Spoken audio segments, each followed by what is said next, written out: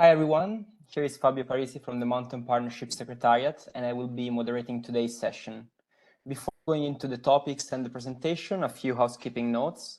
We were going to have two classes today. The first one going from 3 to 10 past 4 chat Rome time. Then we're going to have, if time allows, 10 minutes break. And then we're going to resume at 4:20 for a second presentation that will run up until half past 5. While the presenter is speaking, please keep your microphone on mute.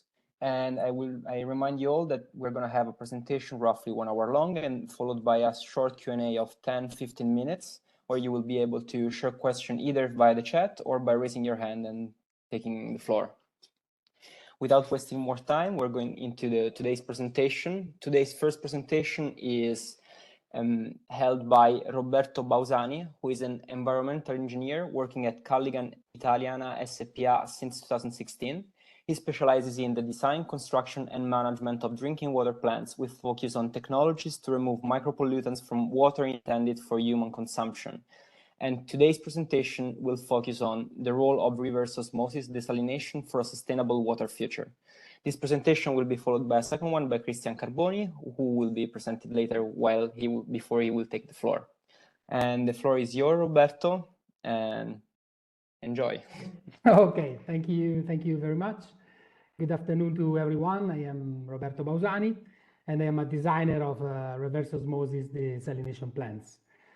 First of all, I would like to thank all the organizers of this interesting series of webinars for giving us the opportunity to participate in detail the Ministry of Foreign Affairs and International Cooperation, the Mountain Partnership, the University of Turin, and everybody. As you said, I work for a company that realizes this kind of plants, named Calligan Italiana, and my company is a member of an association named Aqua Italia. Aqua Italia, okay, it works. Aqua Italia is an association made of Italian companies that works in the field of drinking water and water treatment in general. And Aqua Italia itself is a member of Aqua Europe, that is an international association for the European water and wastewater industries. So I would like to thank also Aqua Italia for giving us the opportunity to join to this important event. And as we said, this presentation is about the role of reverse osmosis desalination for a sustainable water future. The presentation is organized in 3 main parts. A first general introduction on water scarcity and about the use of desalination. Then there will be a specific part regarding the main critical issues of reverse osmosis desalination and some possible solution. And then there will be a third part with an Italian case study regarding a medium-small desalination plant. So let's skip to the general introduction regarding the availability of the water resource. Because as already we know, the fresh water is essential for human needs, including drinking, washing, farming, and also irrigation and livestock. But unfortunately, fresh water is limited, and in many cases, it's not readily available.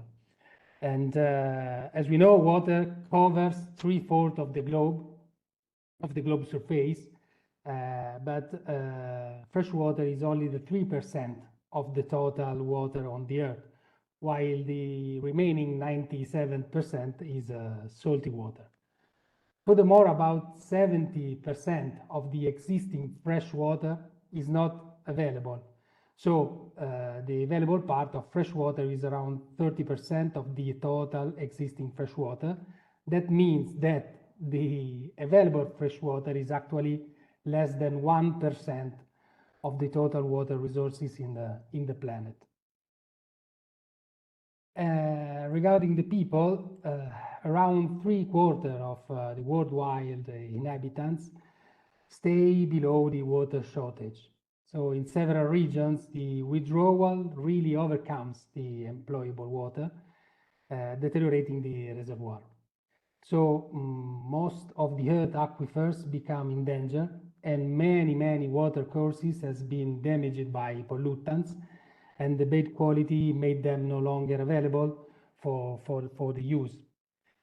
According to the Stockholm International Water Institute, which is a policy institute contributing to the international efforts to combat the escalating global water crisis, half of the world's population will live in water scarce areas in 2030, and the global demand for fresh water will exceed the supply by about the 40%. So in Italy, we had a very problematic situation during 2017 and 2022, and probably also during this year. So the limited water resources and the growing needs forced many countries to consider providing the fresh water as one of the most important priority for their action. So we must quickly, and I say quickly, learn how to manage water much more efficiently, and let me say also much more fairly. That's the reason why many industries, many companies is looking for solution to maximize the amount of available fresh water to cover the people's demand. However, before addressing desalination in detail, it must be recognized that desalination could be considered as a solution. But before, everyone, the communities, have to maximize the efforts to reduce the per capita consumption in first place.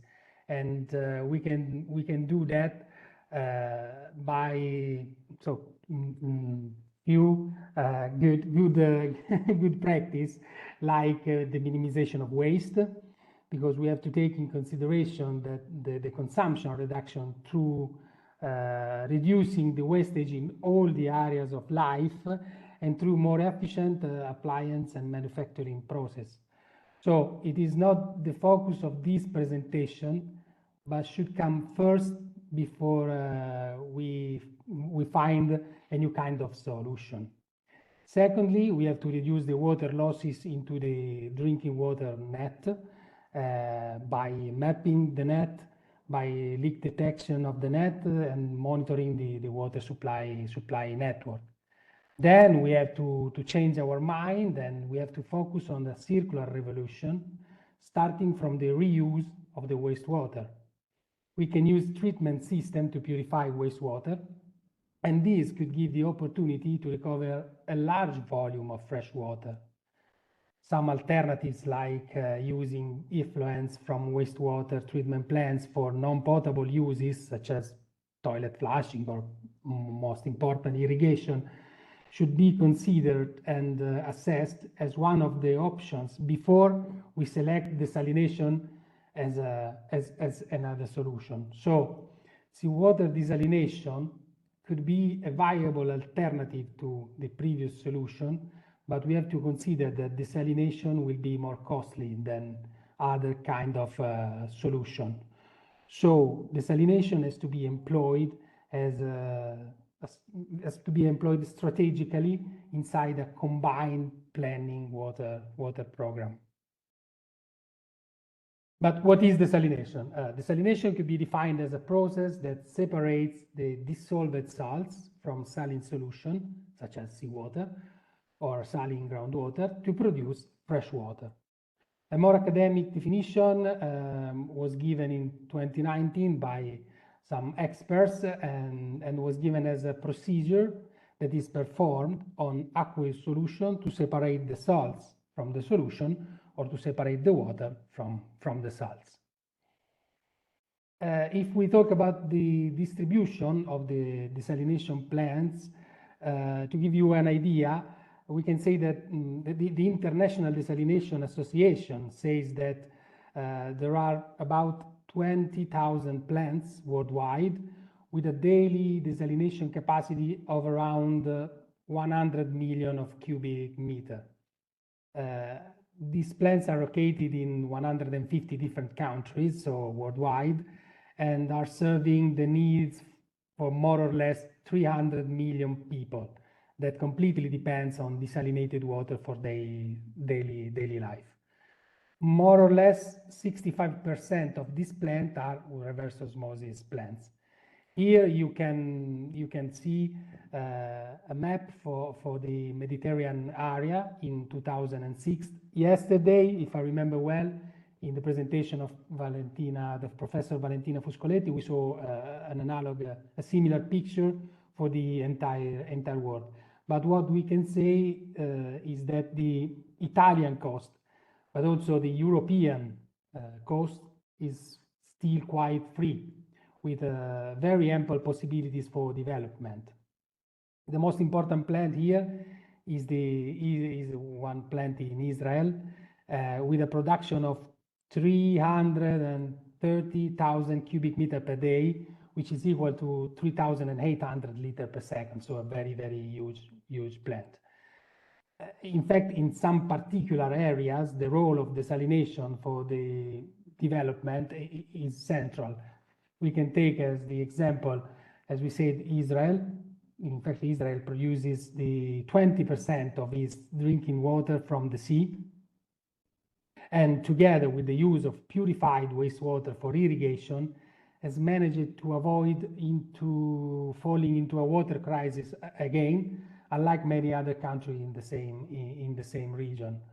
Or, for example, in the USA in 2015, the largest reverse osmosis plant was built in California, named Carlsbad, which is a plant capable of producing 190,000 cubic meters per day, that guarantees the water supply for 400,000 inhabitants of the country. The benefits guaranteed by this plant are convincing California to invest in a new large plant. Its name will be Huntington Beach Desalination Project, and will have the same treatment capacity of the Carlsbad.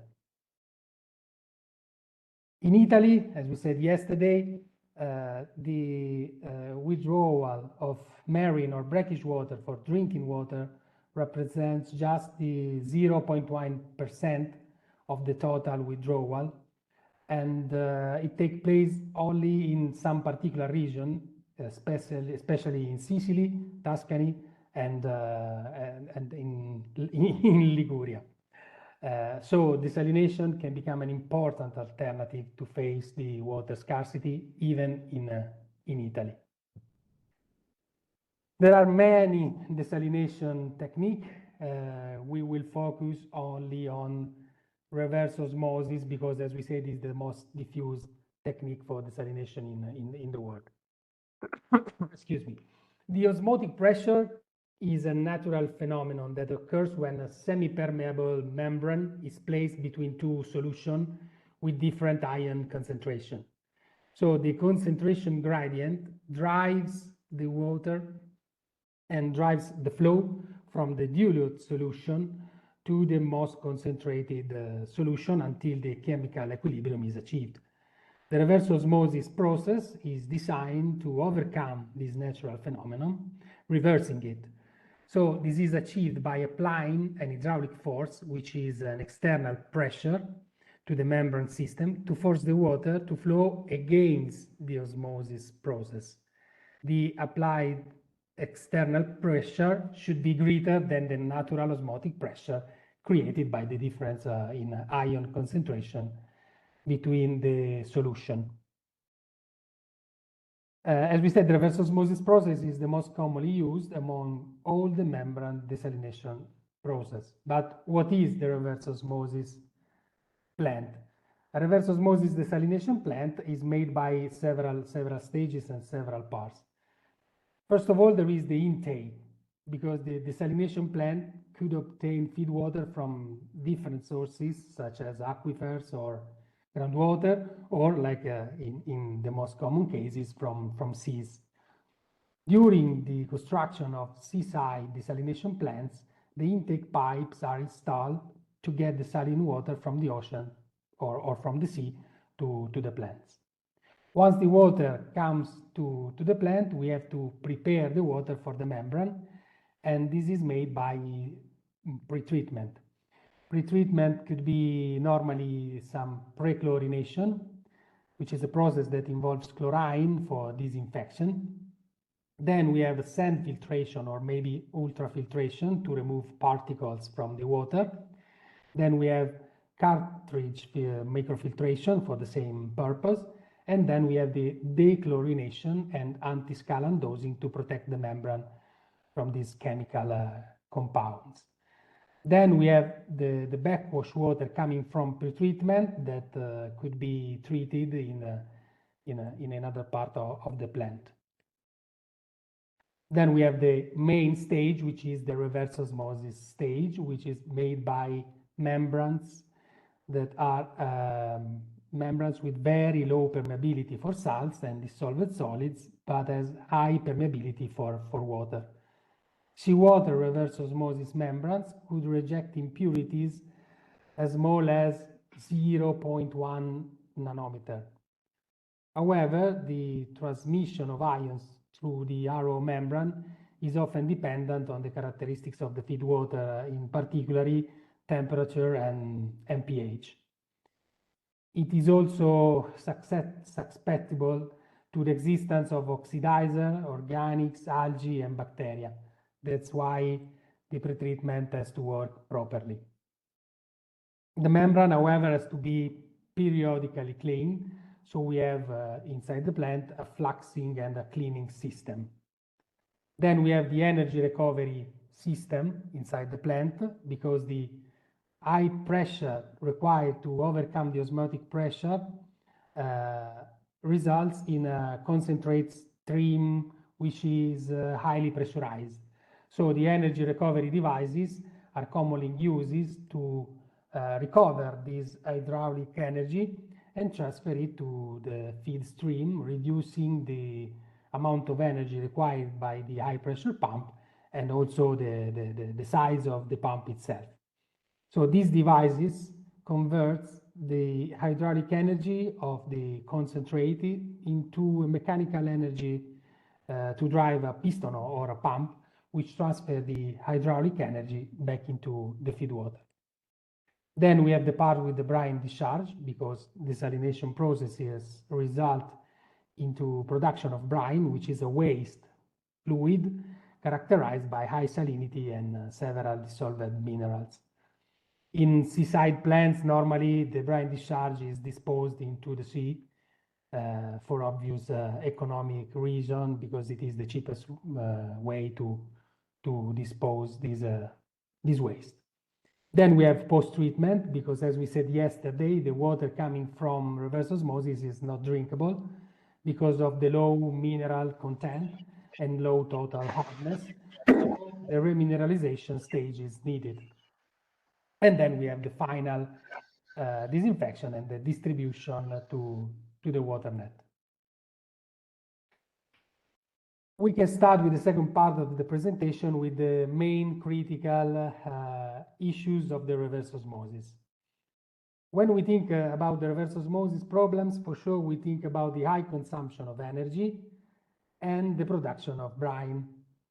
But there is a great amount of published work, including academic research and that's it, that sustain that the sustainability of desalination is based on the progress made in reducing the energy consumption. However, for us, it's, let me say, alarming that the main focus of these efforts are on the reduction of energy consumption. We have to pay attention on other stages of the process, like the intake, the pretreatment, the post-treatment, but also it is essential that the evaluation of the sustainability of desalination should be conducted on a well-established environment life cycle analysis, including also social issues to sustain communities suffering from water stress. Because we know that sustainable development requires sustainable freshwater resource, and desalination can be utilized for water supply if appropriately managed by reducing the impacts. But we have to focus on a more comprehensive approach that could include also the alternative of not sustaining commuting underwater stress that may cause, for example, social problems or even people migration. So we can say that, for sure, we can say that several sources of renewable energy could be utilized in the desalination. Green desalination technology have emerged, and so on. But it is essential that the verdict on the sustainability should be concluded based on the life cycle analysis, but also on a more complete life cycle analysis that should include also the sustainability assessment and also the life cycle assessment and social life cycle assessment. For this reason, we would like to start the evaluation of the critical issues, starting from the social issues and not from the technical issues. So desalination has the potential to be a vital water source for millions of people. But research on public perception and attitudes towards desalination will be an important complement for the research on technological and ecological impact. That means that even in the highly technical world of drinking water supply, the public opinion plays an important role in decision. The political public processes should arrive at the best option on the table to be identified through dialogue. Water supply requires a lot further investigation into public perception, especially for desalination processes and related impacts. Once we have this clear in mind, we can switch and approach technical issues. The first technical issues is for sure the electrical consumption in this period, in these years, where a lot of attempts are made to reduce energy consumption and to reduce the CO2 emission. Supply fresh water should have the lowest possible impacts. So the improvement in seawater reverse osmosis technologies has decreased the power consumption during desalination process, and low pressure membrane system has less demand for energy compared to traditional system. Nonetheless, the technology used in desalination process remain a huge and a huge energy consumption, and it is carbon based, so its environmental impact is still significant. Technologies applied today require around 2.7 kilowatt per hour of electricity for each cubic meter per water produced. So integrating renewable energy within desalination plants could be an important approach to reduce the negative impacts of desalination. The environmental benefits of renewable energy application in desalination could enhance its sustainability and make the process less harmful for the environment.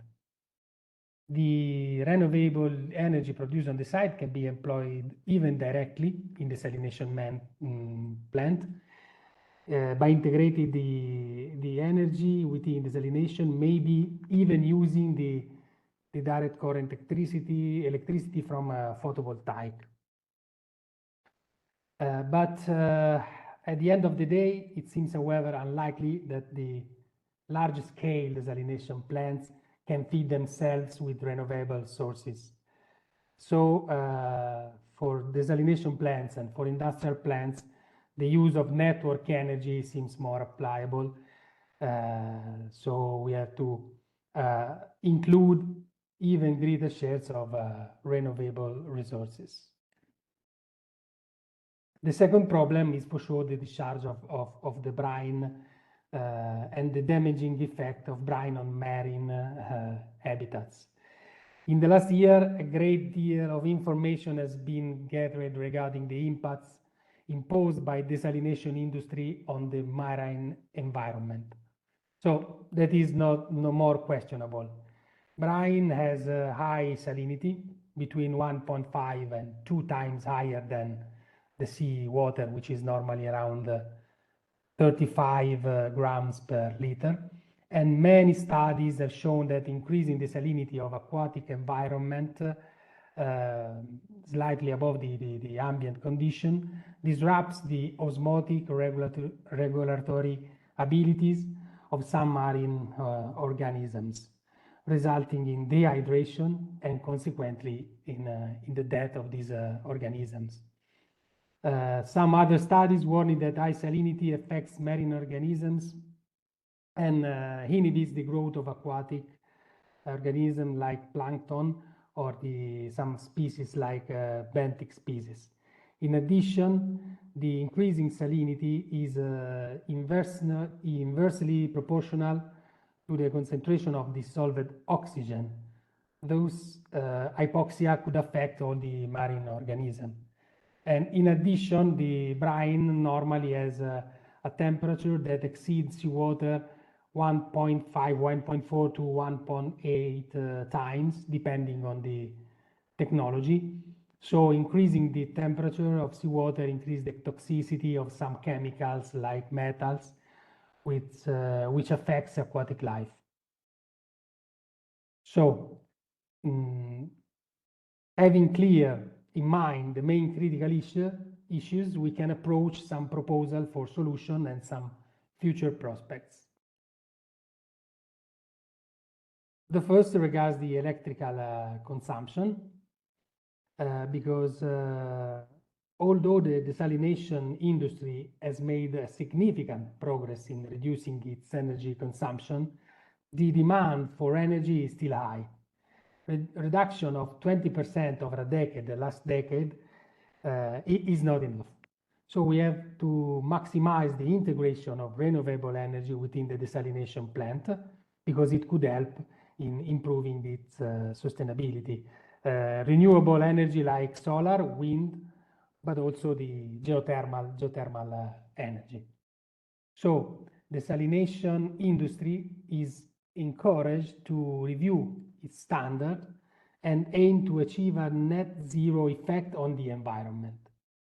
We have a very important example in the Sydney desalination plant, the third major desalination plant in Australia that uses RO system, and it is powered entirely by renewable energy from the grid.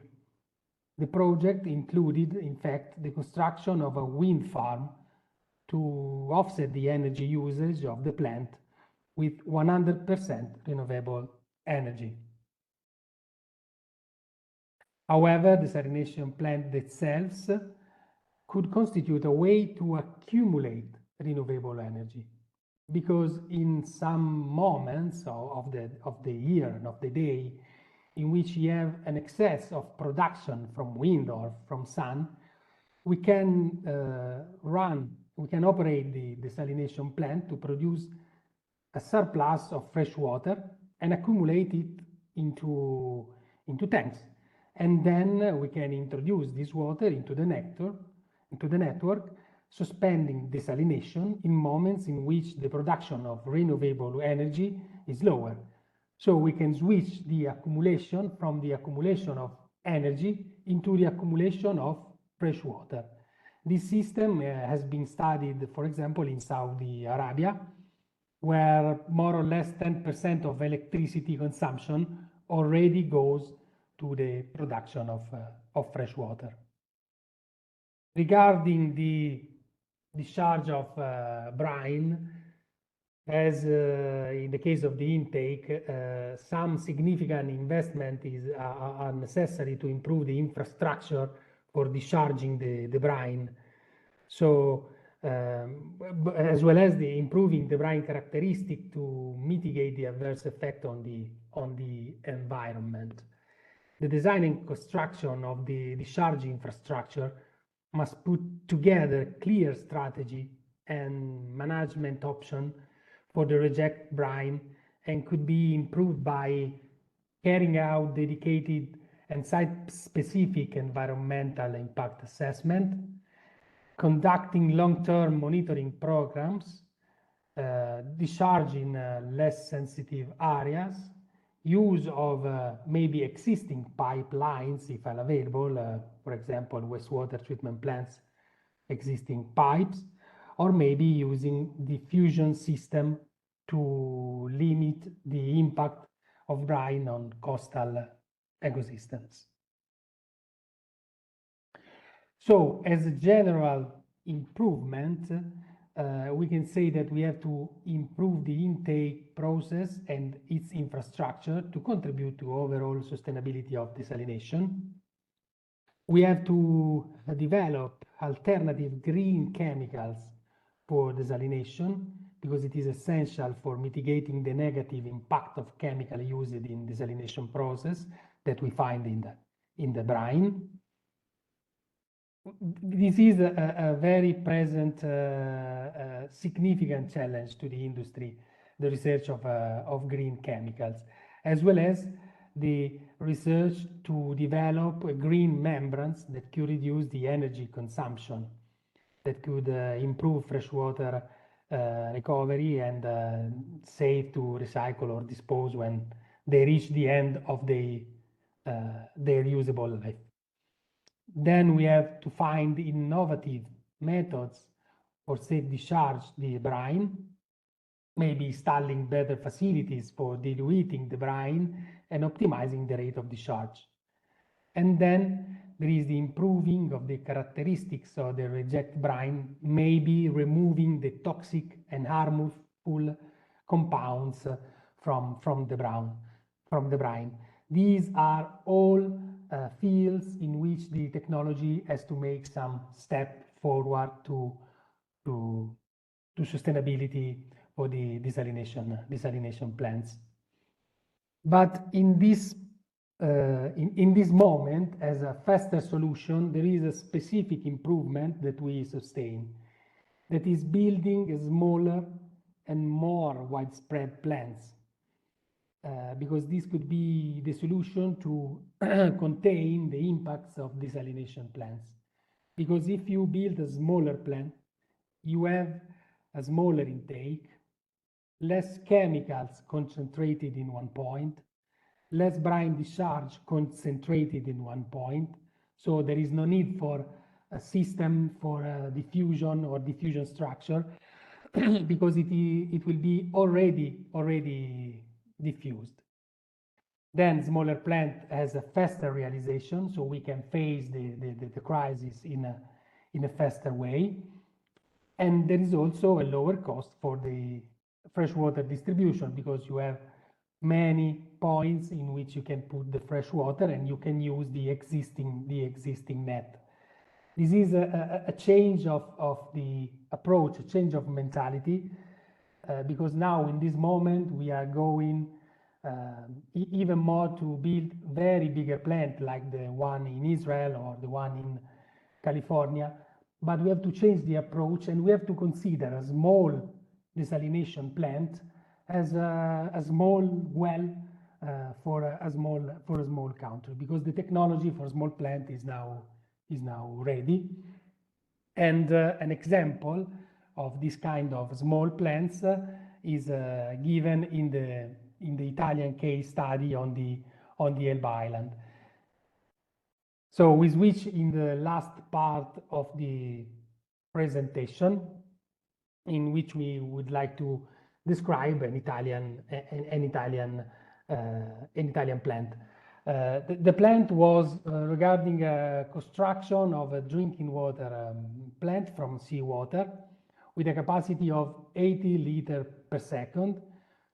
It is not so small. It is a small medium reverse osmosis plant, and it is in the center of Italy, in Tuscany, especially in the Elba Island, to make the island independent, the more independent as possible from the drinking water pipeline that feed the island today, that is coming from the mainland, from the Italian coast.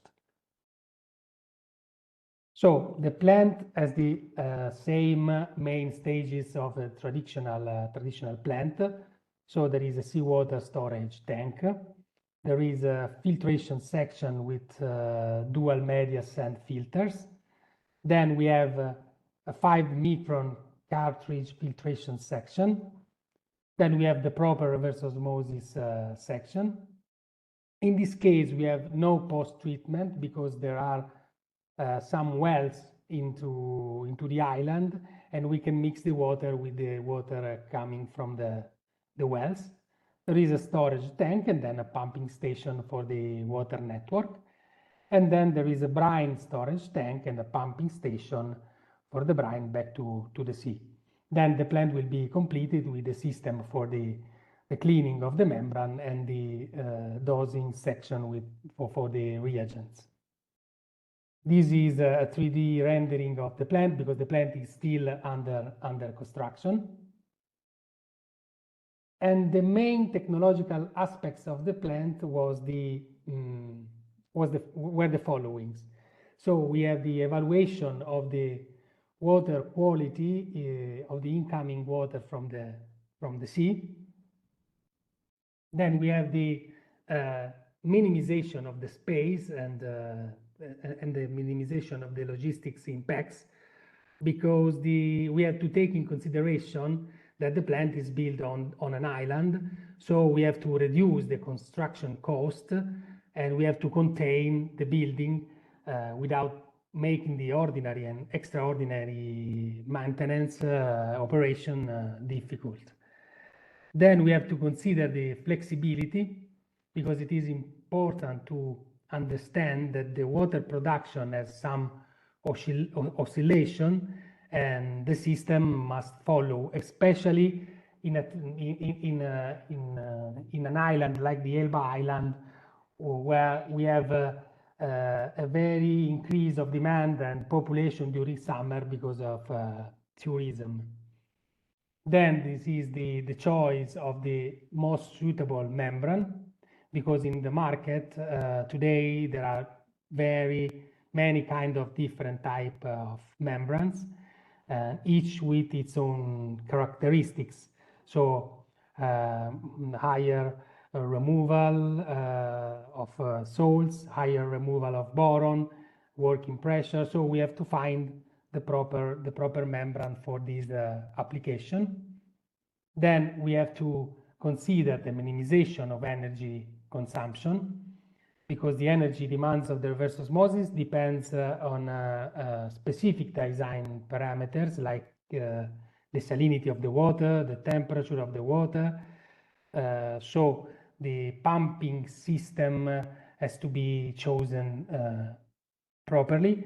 And then we made a brine diffusion study to protect especially in this case, the Posidonia plants in the sea. So first of all, we speak about the evaluation of the characteristic of the incoming water. And we have to consider not only the chemical characteristics of the water, but also the physical ones, especially the temperature fluctuation during the year. In this case, we made a very complex study to determine even the range of the area, the range of the temperature, in order to adapt the design both to the extreme but also to the average case, which is the one with the longest operation time. Then we evaluated the need for post-treatment. As we said before, in this case, there was no need for post-treatment because the salts in the permeate water will be given by the wells on the island, and then the wastewater management because the sea of the island is a very delicate ambient for the brine disposal. The minimization of the spaces and the optimization of the logistic has to be considered because we were working on an island, and the space available inside the technical room was not so big. So it was important to maximize the prefabrication and testing of the plants in the workshop to minimize the contingencies on site, especially because we are, as we said, on an island. So the reverse osmosis section was realized in two separate skids, which was both transportable by truck and by ship on an island. So the plant will arrive on the island already constructed. This is an image of the constructed plant. This was the design, the rendering, and this is the real plant. The choices of the membrane was very important because we have to consider, as we said, the temperature variation, the TDS concentration, and the boron concentration removal, and also the minimization of the working pressure. We choose the best energy saving membrane on the market. In the end, we have to minimize the energy consumption, and the minimization of the energy consumption was obtained in two steps. The first step was that we choose a very efficient pumping solution. So we choose a volumetric pump instead of a centrifugal pump, because the efficiency of the volumetric pump itself is greater than 90%, while the efficiency of the centrifugal pump is more or less 70%. So the first step was choosing the proper pumping solution. And as a second step for the energy recovery, we decided to use an energy recovery system that was made by a volumetric system itself, and it takes the water coming from the brine, and it takes the energy coming from the brine, and it gives back to the feed water, to the energy to the feed water to limit the energy consumption. And in this case, the average energy consumption is designed to be around 2.3 kilowatt per hour per cubic meter of treated water, which is a great result in this case. So my presentation is ended. I see that I was probably too fast because it is not the time. I'm sorry about that. I would like to thank you for your attention, and if you want, these are the email and the link to contact us. Thank you very much, Roberto, for this very interesting presentation. And I think that if the presentation was a bit shorter, it just means that we have more time for question and answer. Yeah. So Okay. The time is open to the floor for anyone to take and ask anything to Roberto about desalination and reverse osmosis.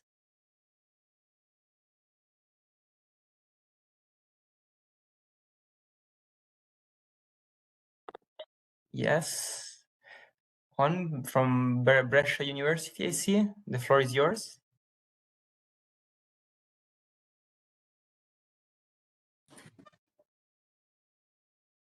Yes, thanks for your interesting presentation and have a lot of good idea. And I would like to ask about the backwards performance of a membrane of aeromos membrane with this water, and what are the green chemical you mentioned for specific treatments? Thank you. I'm sorry, I wasn't able to hear you very well. I don't know if it's my connection or... Okay, I want to ask the backwashing for RO membrane for this water. And the second question that you mentioned about the green, like green chemical for the treatment. And yes, what is specifics? Yeah. So the first part of the question is the backwash of the membrane. We can say that it is not a proper backwash. Maybe I was speaking about backwash during the presentation, but the backwash is coming from the pre-treatment, and it is a stream that has to be treated inside the plant before releasing it into the final into the sea or into the final the disposal course. The membranes, however, has to be cleaned, has to be washed, and normally we can say that operating this kind of plants, the membranes has to be washed from 1 to 2 times per year. The production of the cleaning solution is very low because I don't know, each membrane can produce 1 cubic meter of treated water, and each membrane can be washed with 40 liters of water. So like in the Elba plant, which was for 80 liter per second, that means 300 cubic meter per hour. The amount of cleaning solution of the membrane per year is in the order of 20 cubic meter per year. So the amount is very low, but this waste cannot be put into the sea. So it has to be treated or taken away in a proper wastewater treatment plant. This kind of washing for the membranes is made in 2 parts. The first part is the acid wash, and the second part is the basic wash. So an acid solution and a basic solution. And I can say that in the end, if you mix the 2 washes that can be done one after the other one, the solution is more or less neutral. So it contains a lot of pollutants and it cannot be disposed into the sea, but it is not a problem. So if the question was this, the production of let's say backwash, but the cleaning solution from the RO membrane is very low. Another kind of wash that the membranes has to be performed on the membranes is the flushing, because every time that the plants stop, the plants has to be filled with osmotized water. It cannot be filled with seawater because otherwise the membrane gets damaged. And this kind of wash is similar to a normal function of the plant. So this kind of wash can be sent directly to the sea. I hope I was clear regarding the wash procedure of the membranes. The green chemicals is a very complex issue. In this moment, I can say that we are not using, during the operation of this kind of plant, we are not using green chemicals. And this is a point where the research has to put its efforts to find a solution. These chemicals are not the chemicals for washing the membranes, but are chemicals to normally operate the plants. I mean, chemicals like biocides or maybe anti-scalant chemicals to avoid the membranes to have a reversible fouling on the membrane itself. And this chemical is constantly rejected to the sea inside the brine. So these are the problems.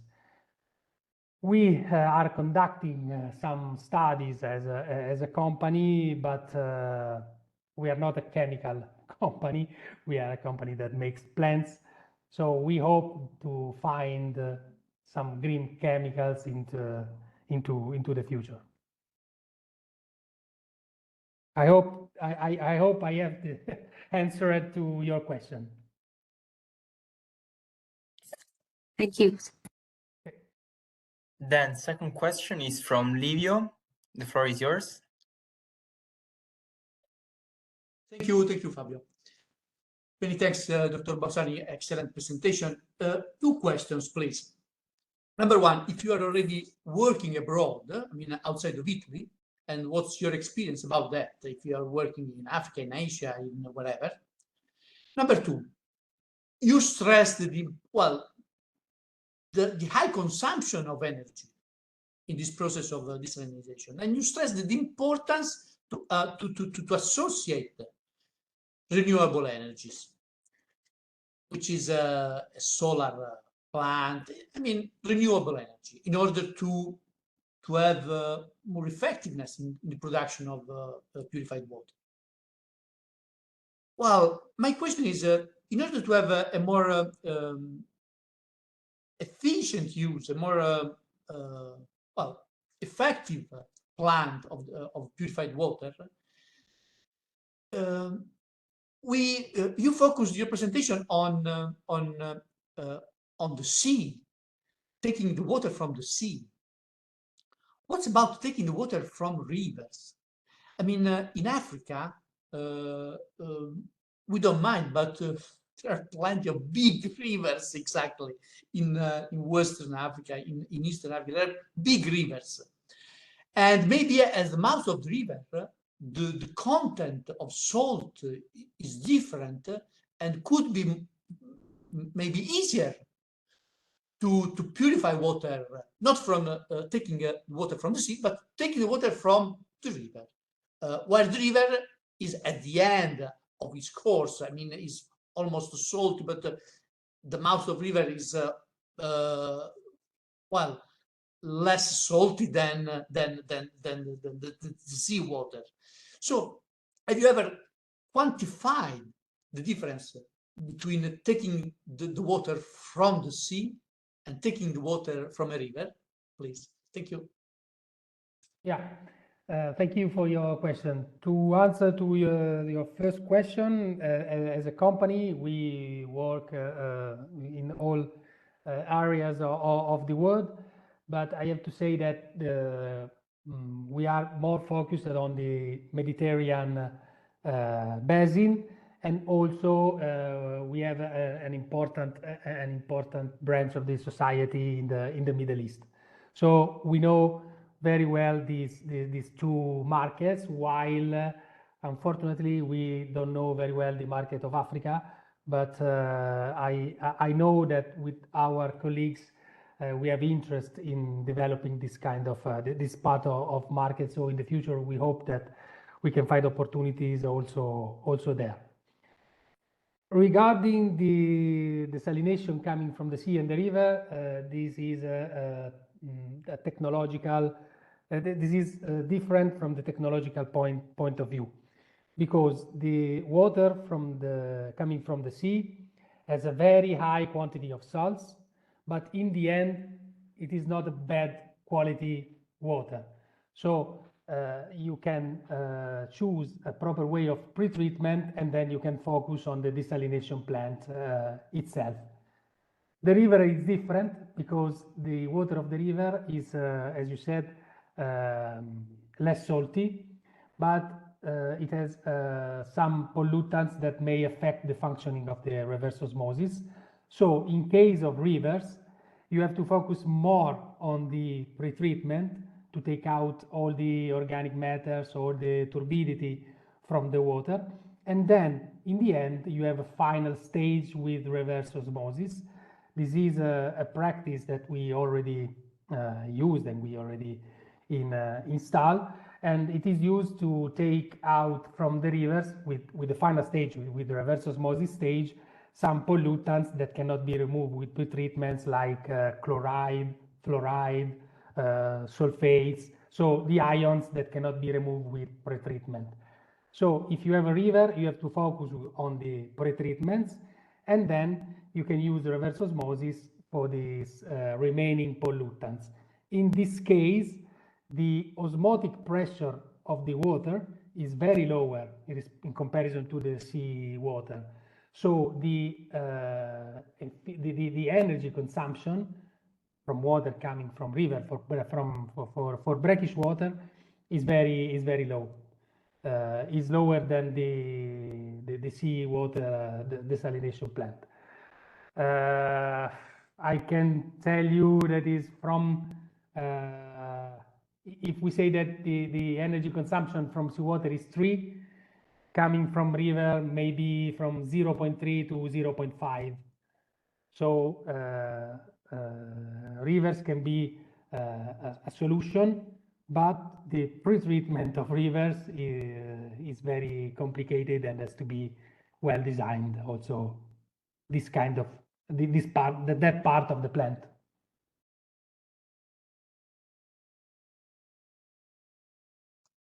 Thank you. Thank you. Then we have one question from the chat before moving to the other two. One question from Federica Costantino that reads, what is the time life of the membrane? Are they subject to fouling? Over to you, Roberto. Yes, if we speak about the seawater membrane, the lifetime of the membrane is subject to many aspects. Also the operating way of the plant. But as an average idea, we can say that the membrane more or less can last 2 years. That means that after 2 years, you don't have to take all the membranes and dispose it to a landfill, but after 2 years, you have to start to replace a percentage of membrane inside the plant to maintain the performances of the plant. This percentage is more or less 15% per year. So after 2 years, you have to replace 15% of the membrane, the year later other 15%, and so on. Because the unreversible fouling of the membrane, more or less, we are speaking in an average situation, affects the performances of the membrane of this 15%. So after 2 years, we have a loss of production of 15%, and you have to replace that percentage of membrane. And you continue for all the lifetime of the plant.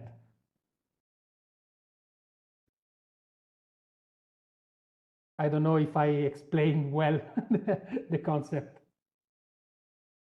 Yeah, I don't know. Okay. Yeah, I don't know if you can hear me, but it's okay. I understood. Okay. Thank you. Okay.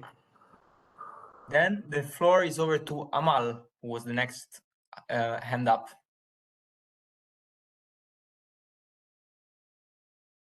Okay, thank you, Professor, for your presentation. Actually, you talk about the sustainability of desalination planet. If we talk about sustainability, you have 3 pillars: economic, social, and environmental one. I say that desalination planet effect on the has a huge impact on the environmental issue. Also, it is high cost to build this desalination planet. If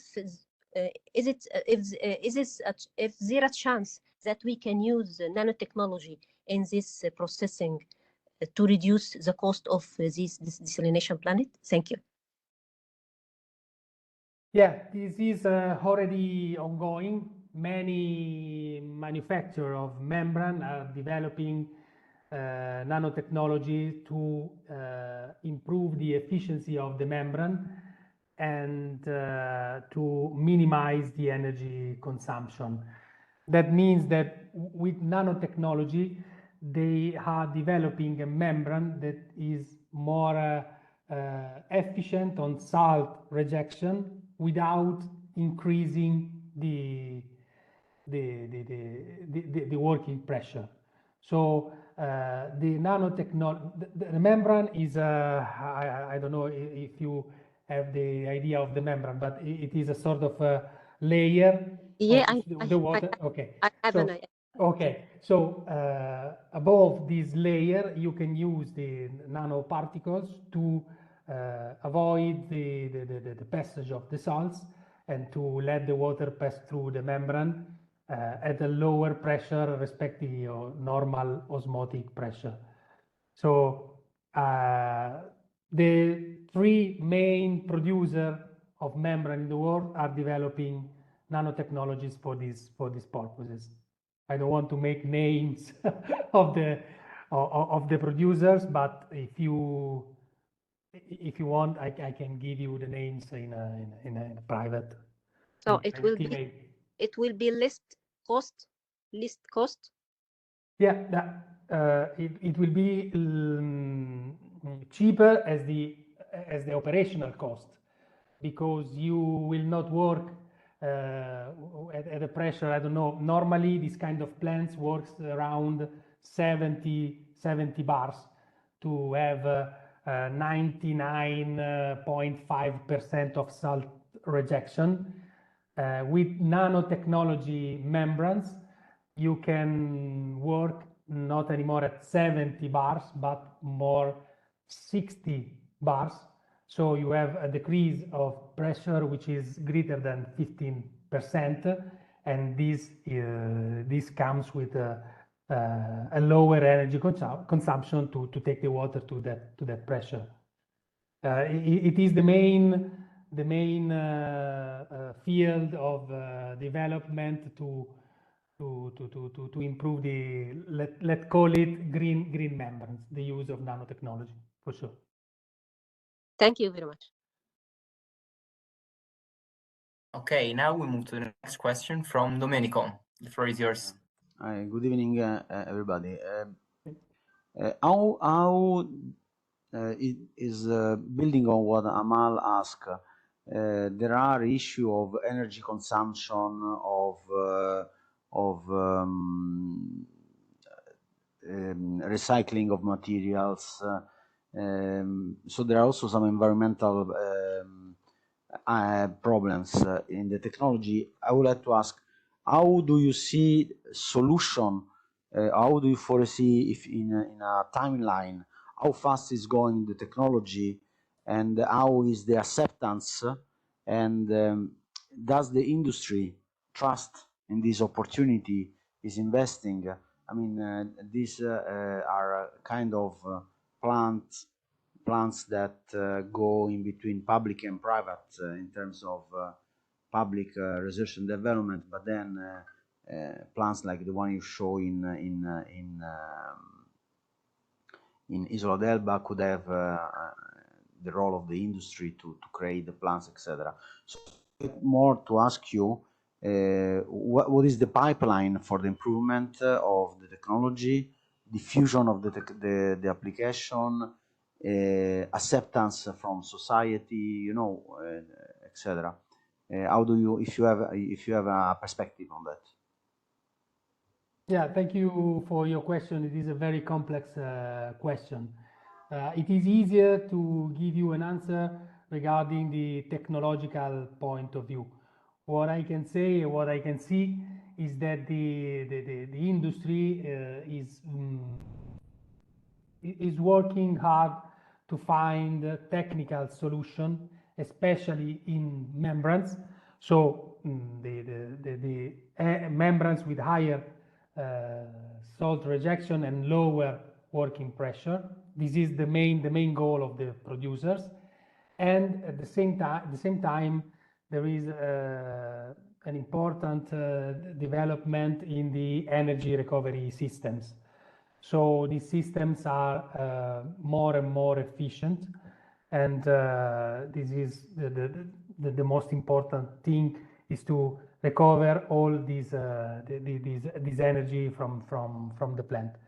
So I can say that the development is still ongoing, and I cannot tell you a real pipeline, but if I look at 5 years ago, both membranes and both energy recovery system had a very important increase in reducing the energy consumption. The values that I showed you before, from 2 to 3 kilowatt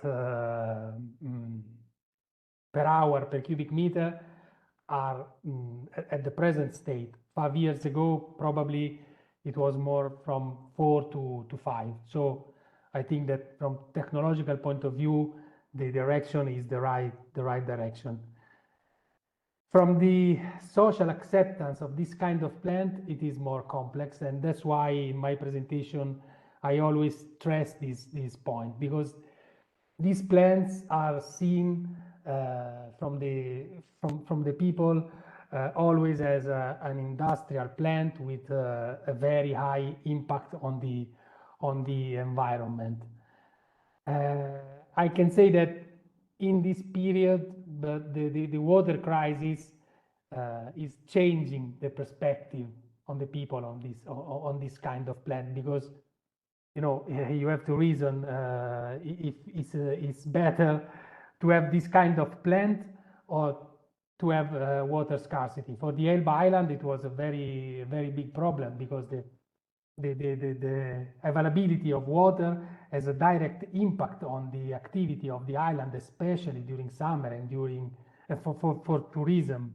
So the people is starting to change the perspective on this kind of plant, but the activity of the let me say the political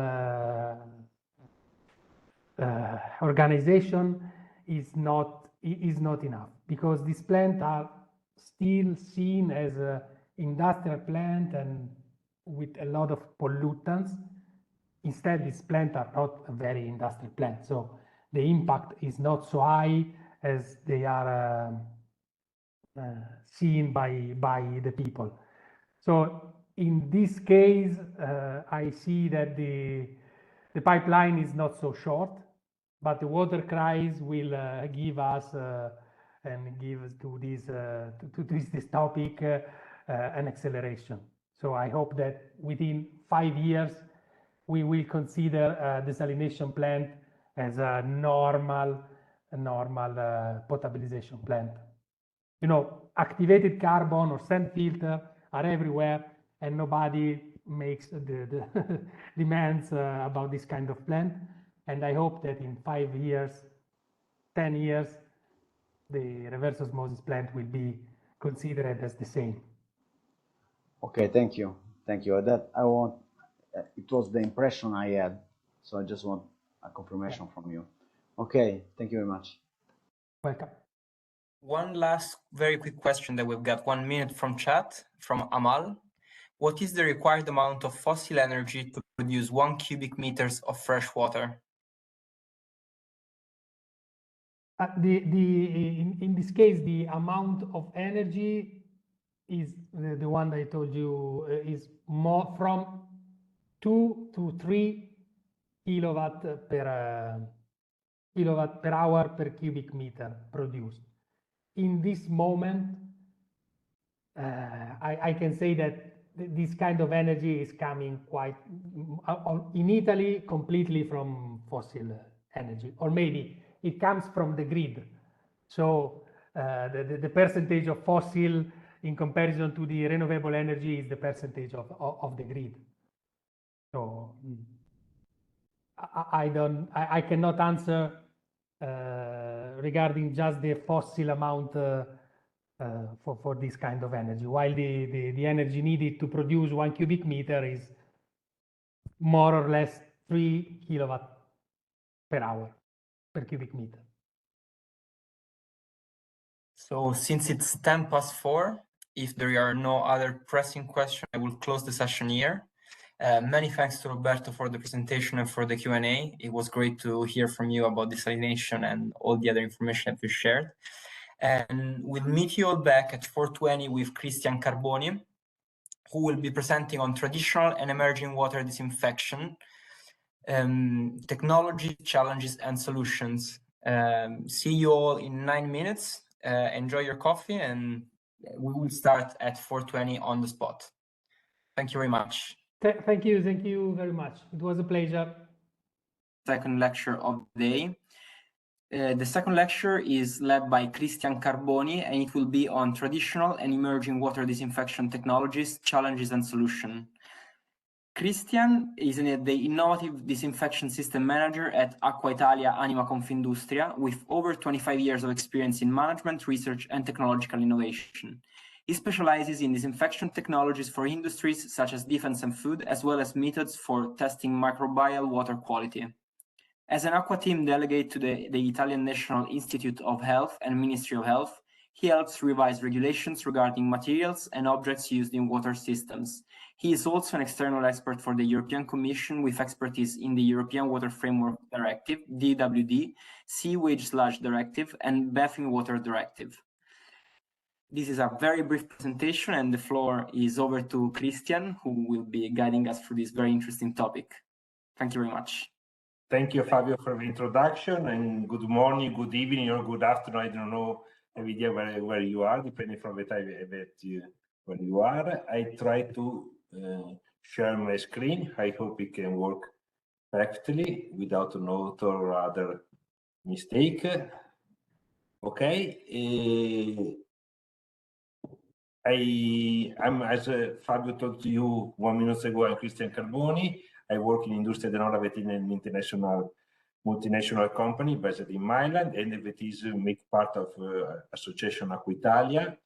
I want to thank the Ministry of Foreign Affairs International Cooperation, the Mountain Partnership University of Torino for involving me in this project. It is a project in which I believe a lot. And I want also to thank Aqua Italia for giving me the opportunity for representing the association today. Aqua Italia has already been presented in the previous webinar by Roberto Busiani. It is an association company federated with Anima, and he has been established during the second half of the 17th, and it's proposed to join together Italian company that manufacture plants, chemical products, and so on. Today, I wanted to stress to you some points about the disinfection and the in particular about the microbiological contamination of the water. According to the World Health Organization, today, the 80% of the world disease and the 50% of the world infant mortality are related to poor drinking water quality. Infection, parasitic disease today are the major case of morbidity in the developing country, but we have also problem of infection of pathogen in developed region as Europe, for example. If you're talking about all the global deaths, we are talking about that 3% of the global deaths are connected with 3% million of deaths every year that are connected to wash effect. In particular, children under 5 years have a lot of deaths connected with wash problems. But also developed country, for example, if we talk about Europe, we have today a problem of viral hepatitis, cholera, dysentery, also like hepatitis and shigellosis, E. coli diarrhea in developed country as Europe, for example. This meaning that this infection problem affects today all the world. And this is the direct impact of bacteria, protozoa, virus, but we have also other diseases that are transmitted with mosquitoes that can host parasites and can cause malaria, schistosomiasis, and filariasis, and so on. And we are also fighting against toxins produced, for example, by algae, cyanobacteria, and so on, that are one of the biggest problems that we have today to affront also in drinking water plant and so on. Starting from, I want to start from some challenge that we needed to fight against, to take in mind when we are talking about disinfection. In my opinion, the first challenge what I wanted to bring to your attention is related to the resistant bacteria. As you know, European Union today plus or more 600,000 infections today are due to bacteria resistant to antibiotics. This means that 30,000 people dies every year today for this kind of problems. And if in one study published in Lancet, there is an estimation of 5 to 90 million people every year this for problems connected with antibiotic resistance, and plus or more from 1 to 20 million deaths are attributed every year to antibiotic resistance. This means that this problem, we need to fight this problem today, because million people die every year for this problem. It is a big problem. Municipal wastewater is one of the main sources of antibiotic resistant bacteria. Other sources are fishing, aquaculture, farming, animal farming, and so on. And next to antibiotic resistant bacteria, we need to fight some problem in drinking water, for example, resistance of chlorine or monochloramine. What I wanted to tell to you now, today, not tomorrow, we need to switch for a paradigm from conventional disinfection with the primary aim to inactivating pathogens to effective damage to the DNA and to resistant genes. In particular, when we want to talk about water use in agriculture, spraying water everywhere, because if we don't fight the problem of resistant bacteria resistant to disinfectant, we can have the number of people that can be affected from this problem every year's grow. The second challenge is the challenge of byproducts, because it's connected to environmental problems. You know, we need to balance the need to control pathogens to avoid acute risk to human health for byproducts, with byproducts. A lot of chemicals and treatment can make byproducts, chlorination, ozonation, and so on. One making byproducts more than other. In the next slides, we can see the difference from the different kind of disinfection.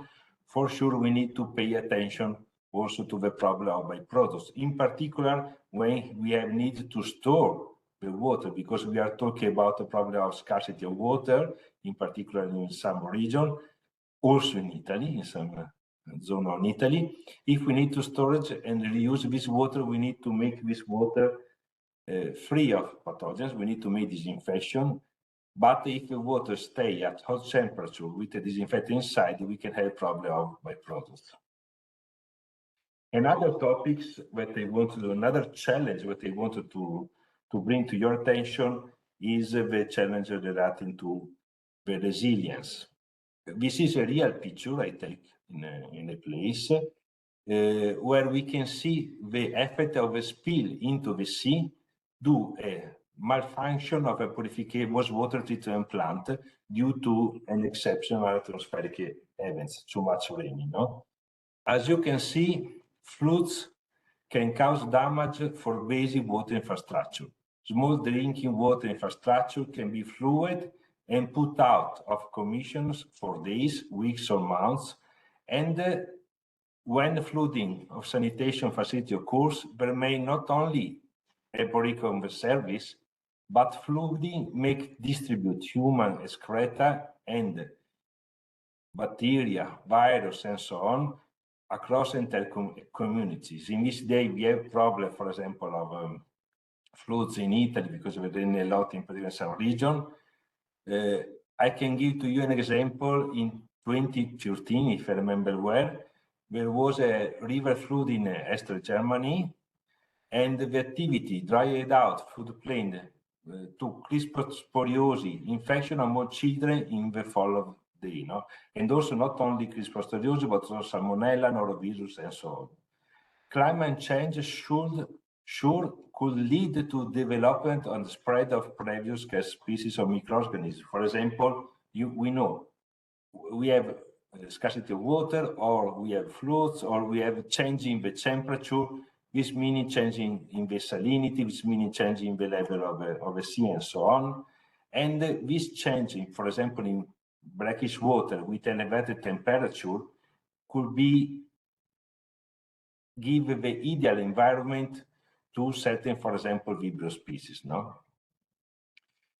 This meaning that we need to optimize technology and the existing system to maximize their resilience, because we needed to make front to the climate change impact. Resilience meaning also making plan for have a simple way to supply, to take furniture for chemicals and precursor. During the COVID periods, for example, we had some problem in Italy to find disinfectant. I think so, the Italian people, but in a lot of countries, we had problem to supply system.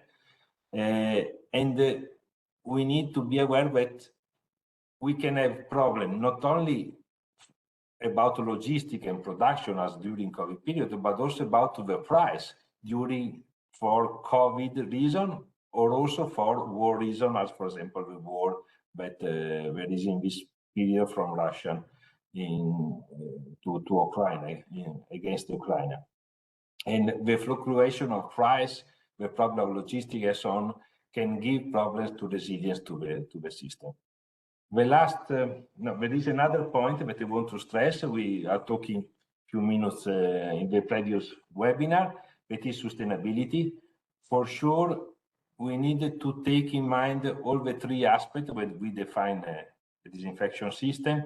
This means economics, CAPEX and OPEX, but also environmental, which meaning byproducts, which meaning footprint, which means energy efficiency, resilience, and also social, because we need to develop system for health equity and social equity. To meet the goal to ensure water for all, for sure, we need to, the more simple way is to overcome dualism. Drinking water was water, raw material byproducts, disinfected water, contaminated water.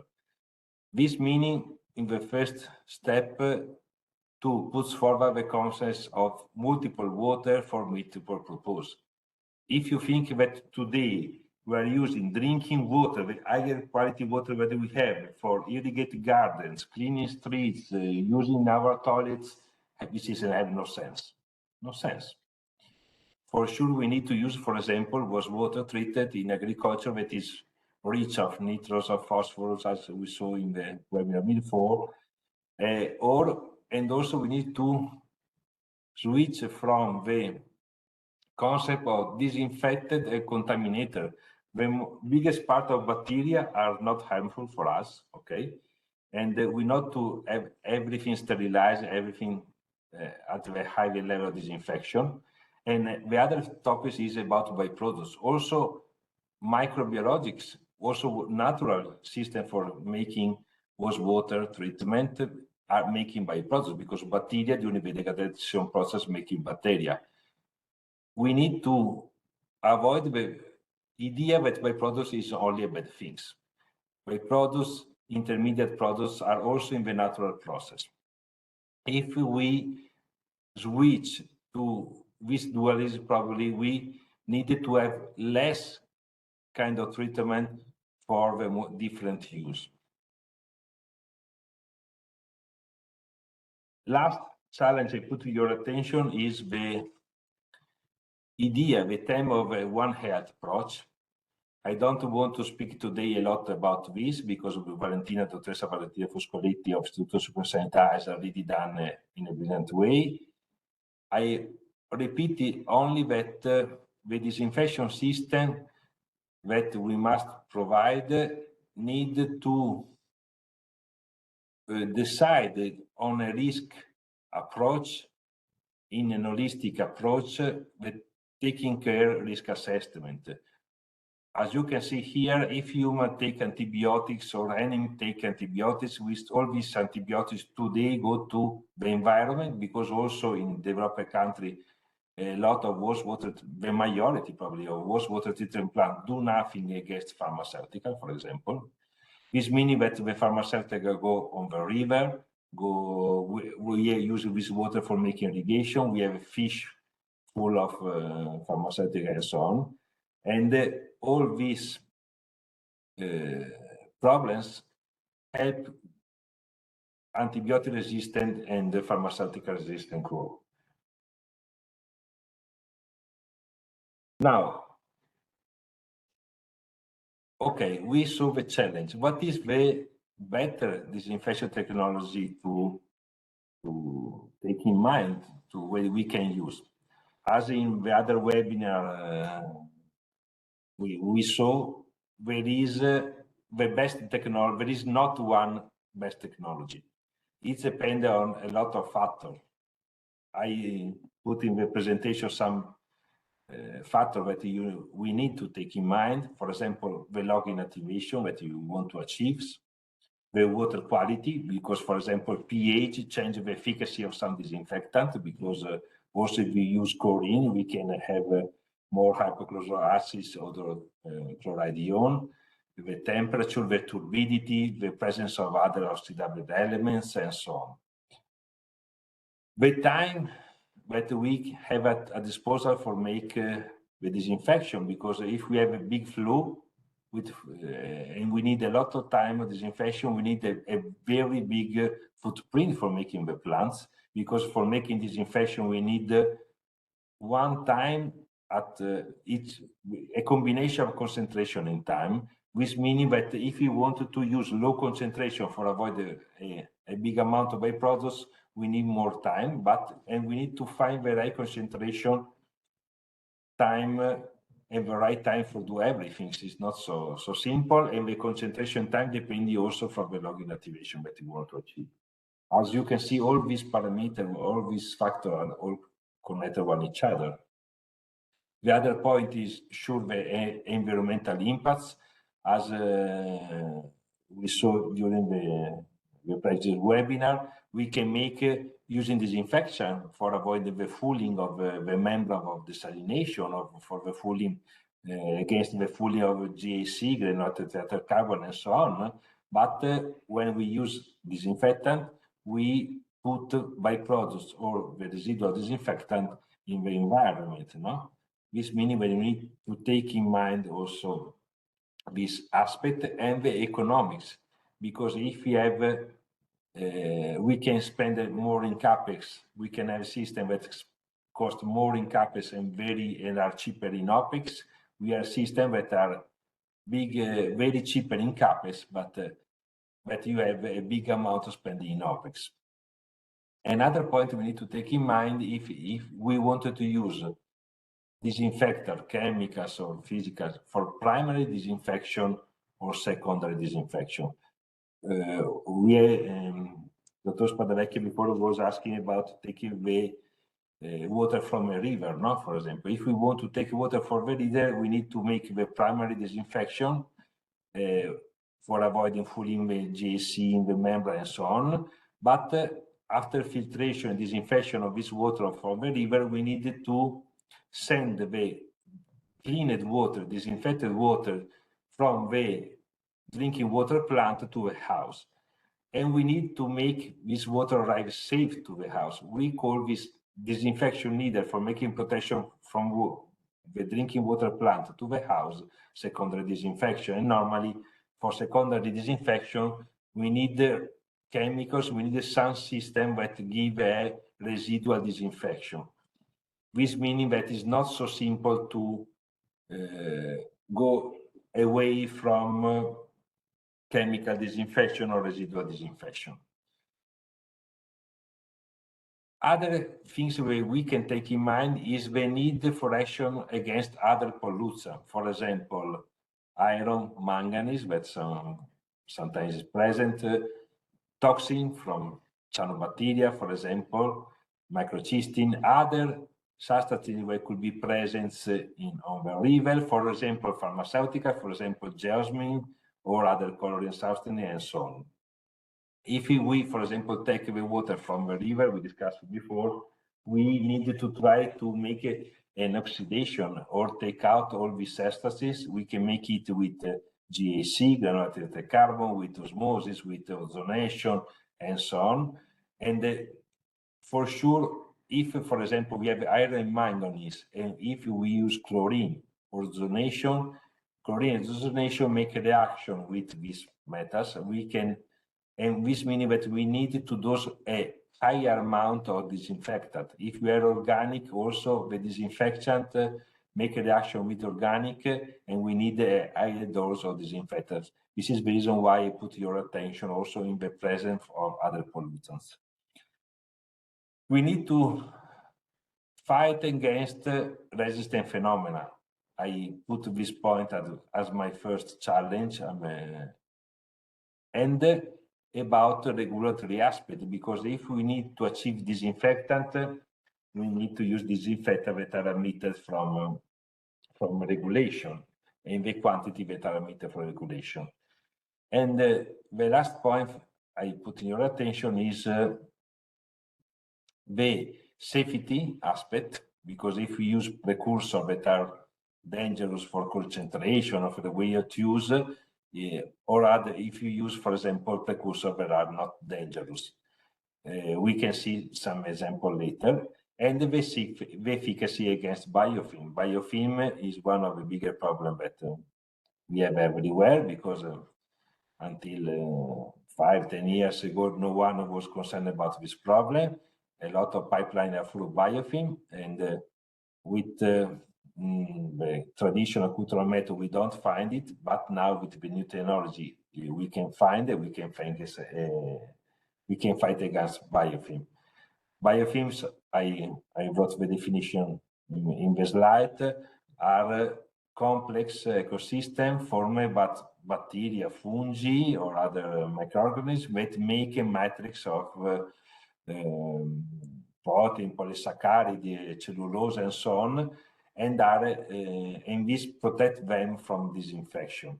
And normally, waste, in particular listeria and other, can enter into a viable but not cultivable, which means that if I put in a petri, they don't need multiplication. It's difficult for me to understand that there is contamination in the pipeline or not.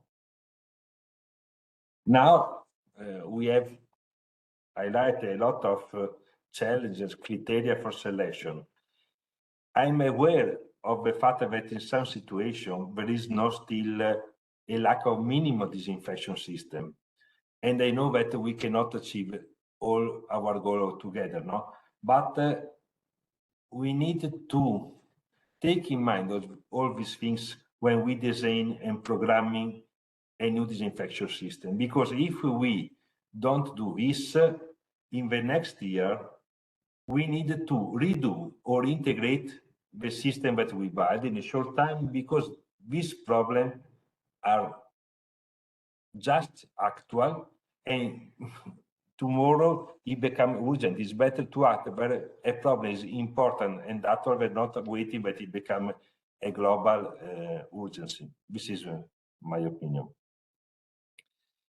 I put here some schemes for understand some different disinfection technology. This is the one, the biggest used in the, if you saw, for example, in Europe here, we can show that also today in Europe, chlorine, hypochlorite, UV, chlorine dioxide are the biggest disinfectant used.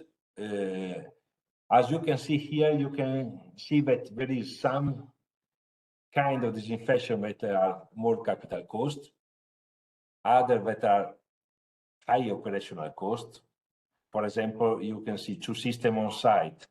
Hypochlorite on site at medium capital cost, but low operational cost. Chlorine dioxide at low capital cost, but medium or high operational cost, because you need to buy the precursor, no?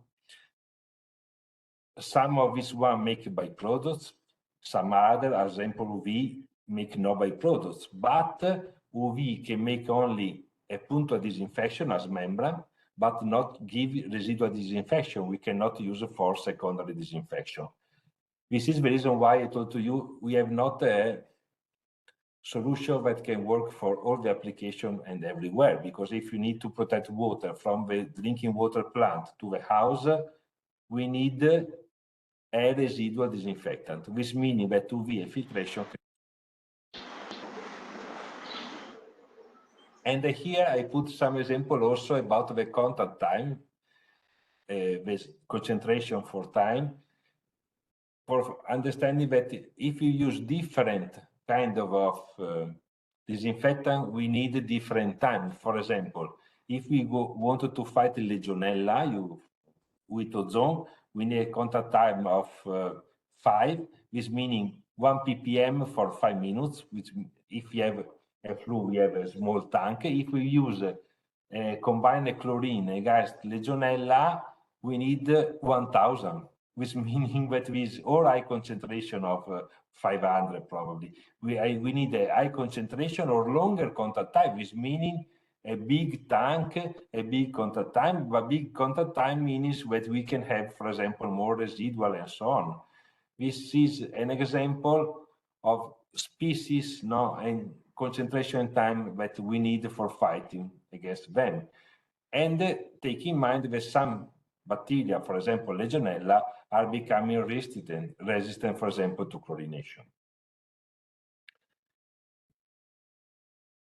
Chemical disinfectants. I know that chemical disinfectant, a lot of chemical disinfectant made by products, but as I told to you before, we need to use it, in particular for secondary disinfection. This meaning that we need to work to reduce the byproducts also when we use chemical disinfection. And this is the reason why in the next slide I put some example of how we can work to reduce byproducts, that is the bigger problem normally for chemical disinfection, if we want to use them for secondary disinfection.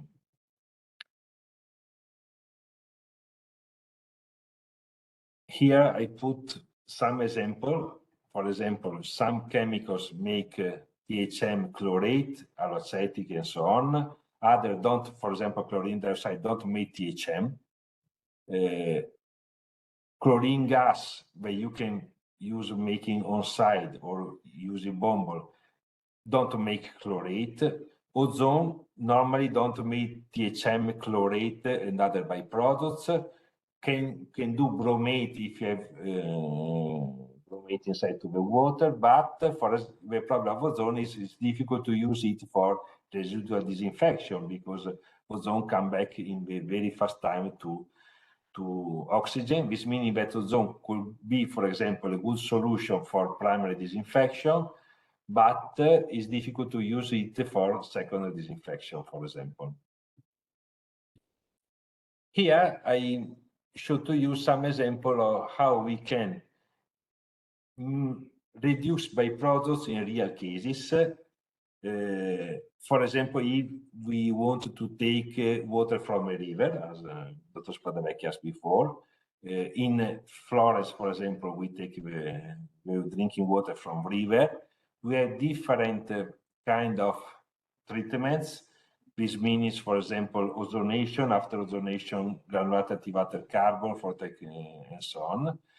I want to stress here not all the process for making water drinkable, but stay on reduction of disinfection byproducts. You know that if we use chlorine, I showed to you before, we can make chlorate, THM, and so on, because there is a reduction from chlorine to organics. And we know that we need to use chlorination, for example, or peracetic acid for have a secondary disinfection from protecting water from the drinking plant to house. More chlorine we use, more byproducts we can have. One way for reducing the byproducts is reducing the quantity of chlorine. This meaning we can achieve this result, for example, making oxidation and filtration of organisms present in the water. If we see an example of real plant, if we use ozone and filtration to take out organisms from a river, from a water, we need to put less quantity of chlorine, this meaning that we have less quantity of byproducts. First, because we use less chlorine. Second one, because there is less organics that make a reaction with chlorine.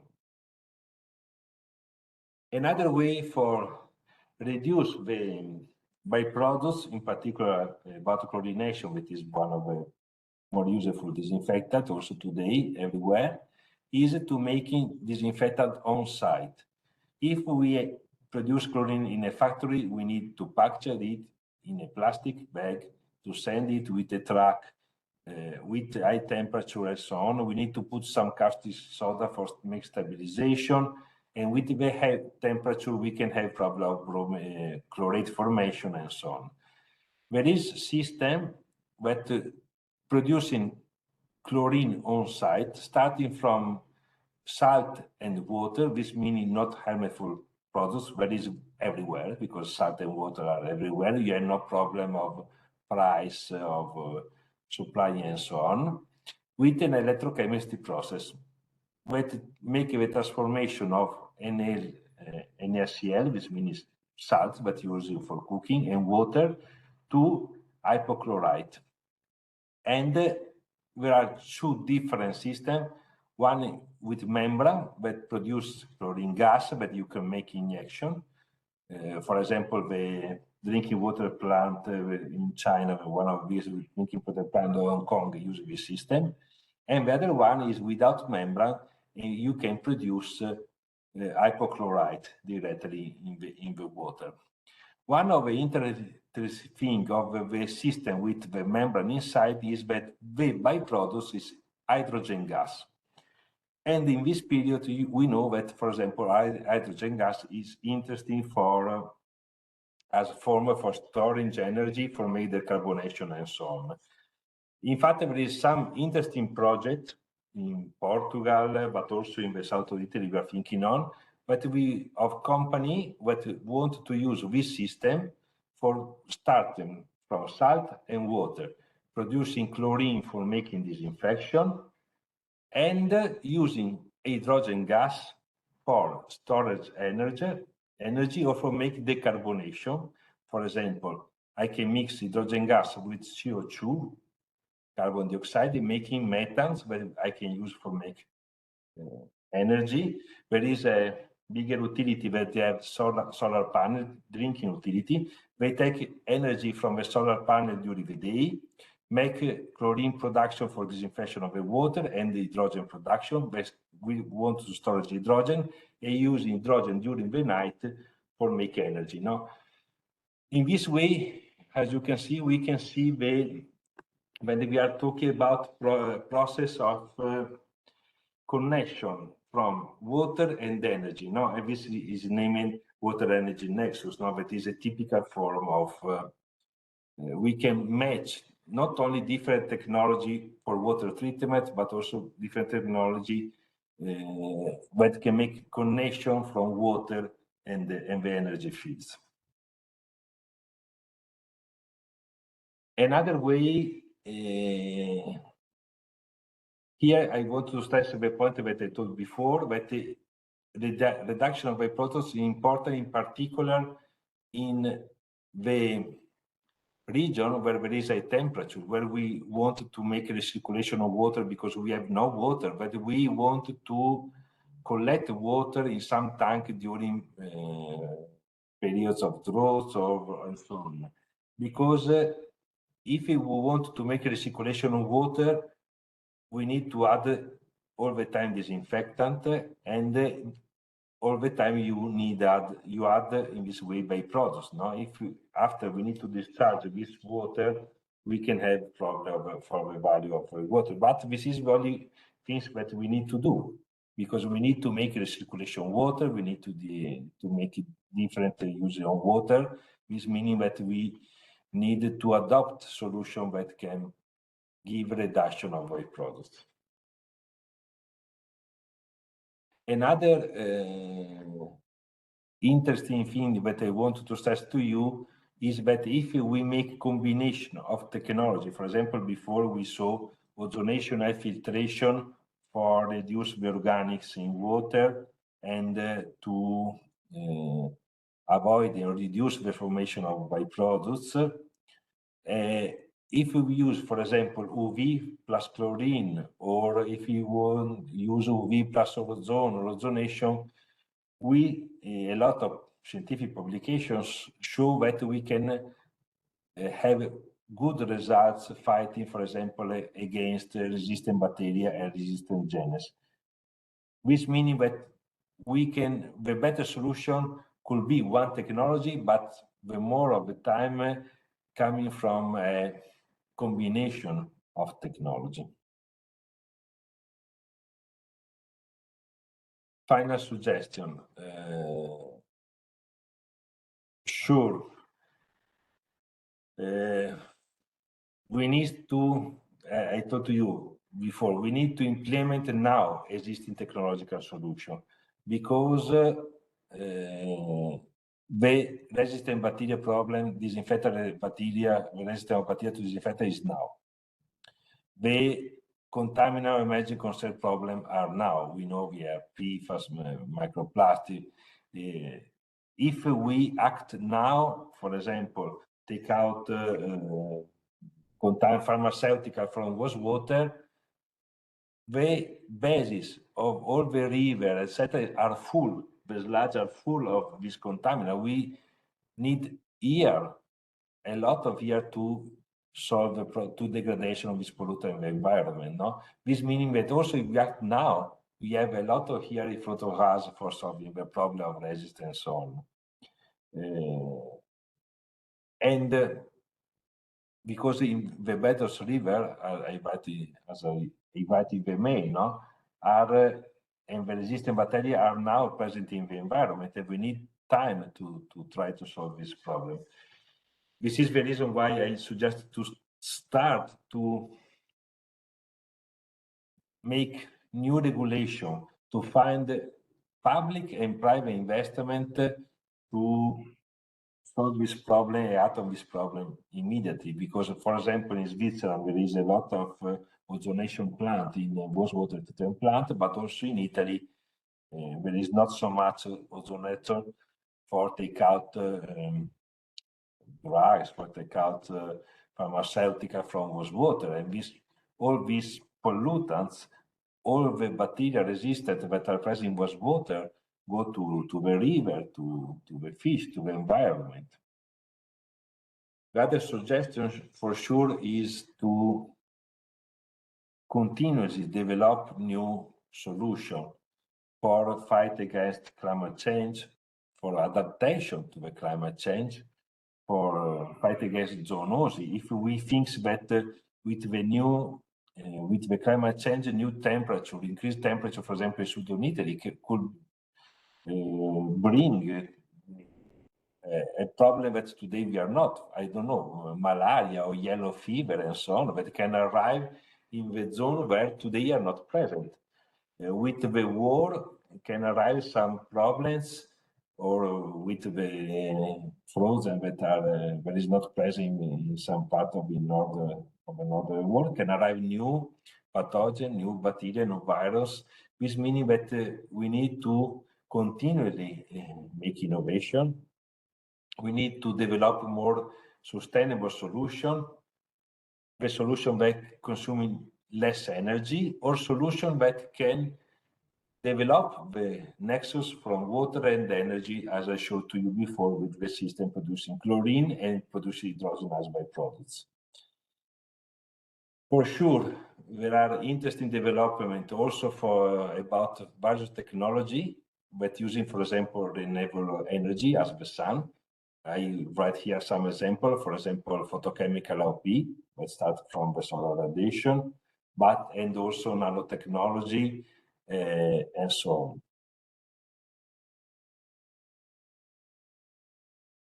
Other things, other suggestion is to continuously develop digital and online control, because we can exploit in this way the benefit of interconnectivity. If we check the quantity of disinfectant or byproducts, or if we find the better way to detect contamination, we can adjust disinfectant dosage in the simultaneously. This meaning less energy production, this meaning less chemicals usage, this meaning less byproducts, and so on. And we need to develop the system for act selectivity. As I told in my first slide, no, we need to switch from contaminated or sterilized, because the majority of bacteria are friends. Have no sense to make everything sterilized. We need to kill pathogens, but not the good bacteria. For example, in some food and beverage research I'm working on, we use in ozone, in air, in that case, for kill listeria and black mold that can affect the meat, and not kill the penicillium, the white one, or the good bacteria that can help to protect the meat from the other one. No? We can achieve some results also on this. And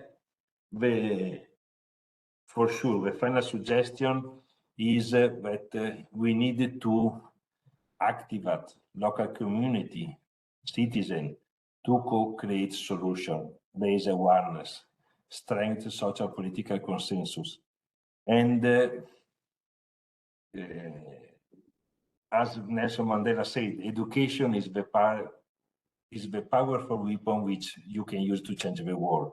I think because we live in an interdependent world, where the consequence of improper water and sanitation management affect everyone. If we made bacteria resistant in India with pharmaceutical that put those water in the river without treatment, or if we made bacteria resistant in Italy because it was water treatment plant coming from a hospital, and no action of pharmaceutical resistant bacteria, all the worlds could be affected from resistant bacteria. We had solved this problem with COVID. If COVID starts from one part of the world, all the world will be affected from this problem.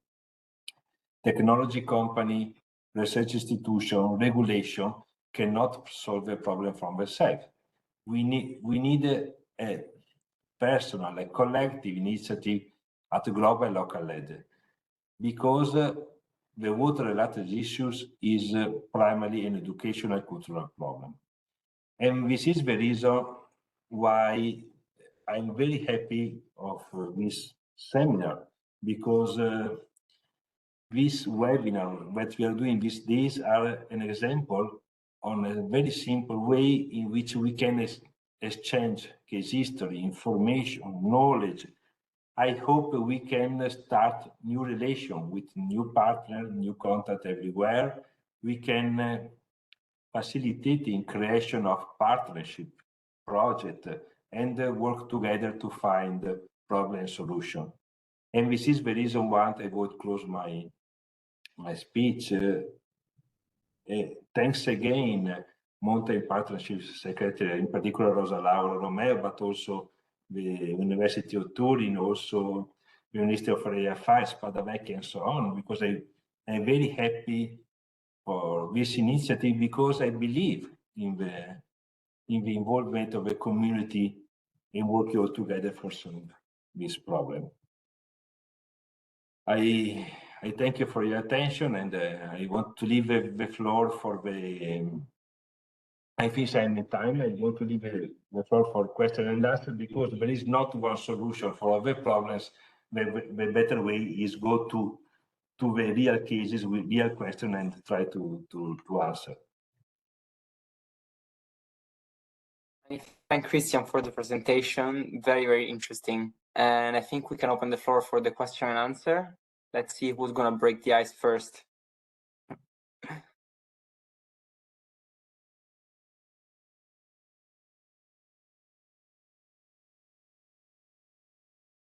Or my English was terrible, or everything is clear. I have no idea one or which two.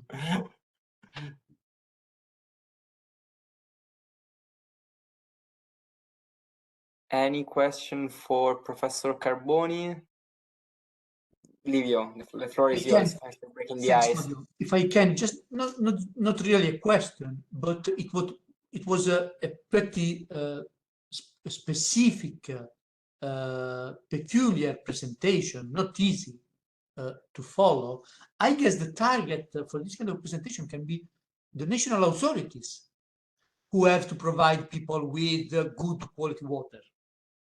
And that's why all these presentations have been registered, and we are going to communicate the site where these webinars are registered to our embassies, because step by step they'll get in touch with the authorities where they are, and they will say, well, have you some troubles with water?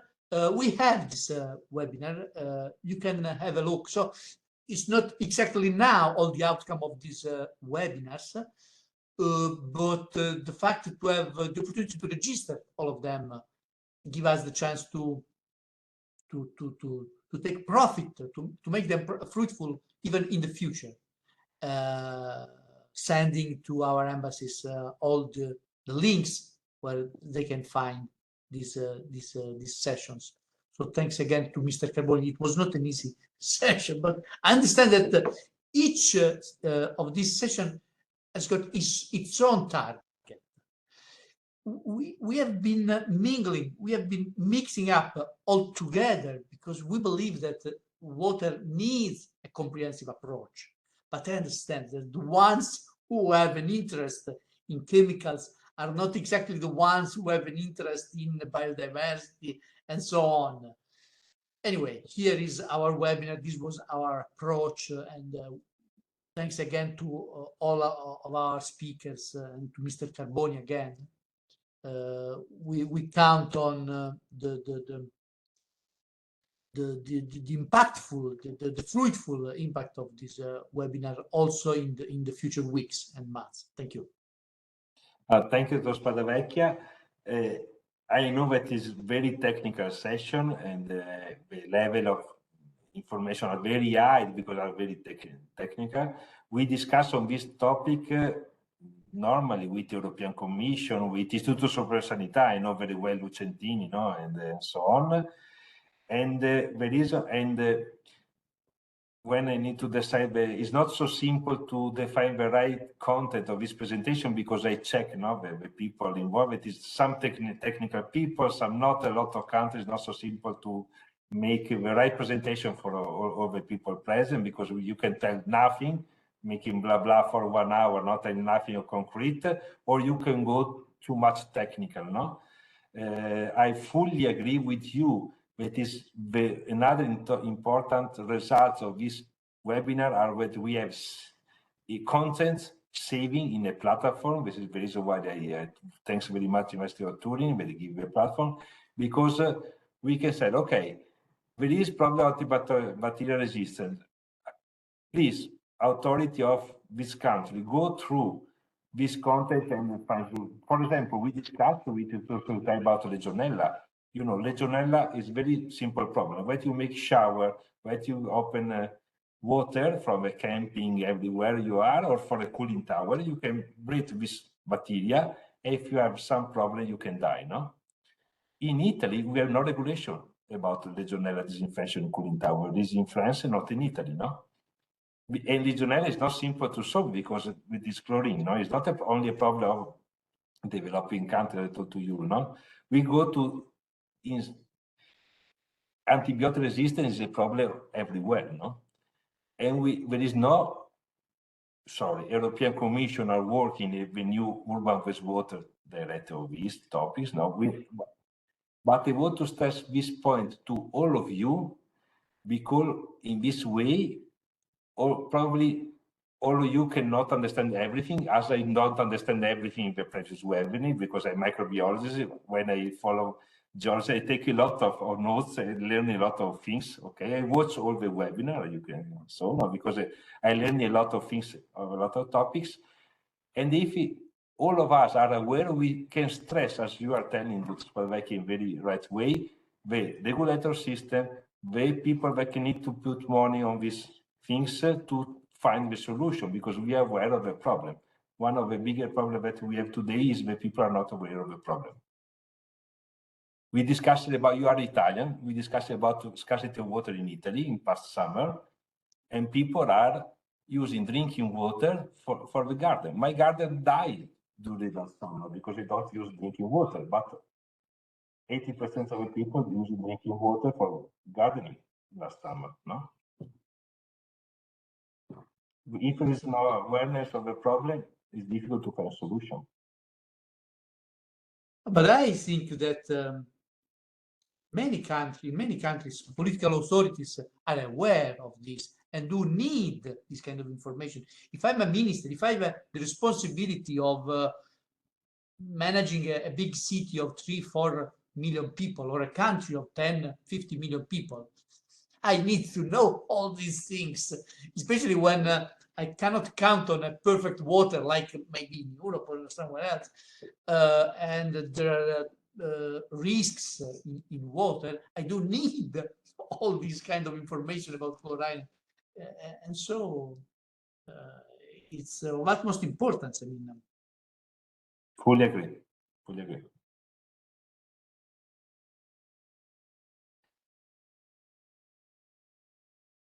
Well, if there are no questions, then we may close the session earlier and then meet you all tomorrow. But if there is anyone who wants to take the floor for a comment, a question, an intervention, now is the time.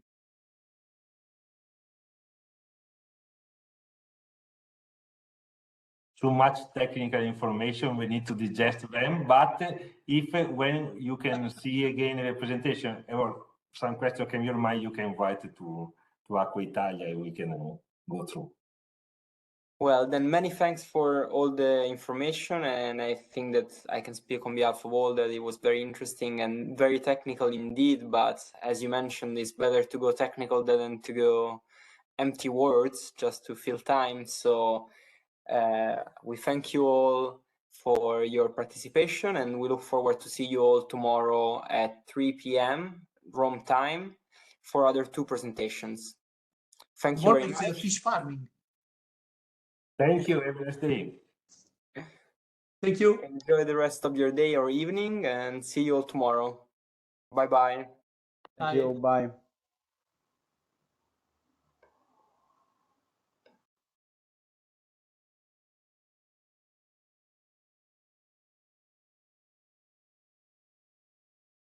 Ciao Fabio.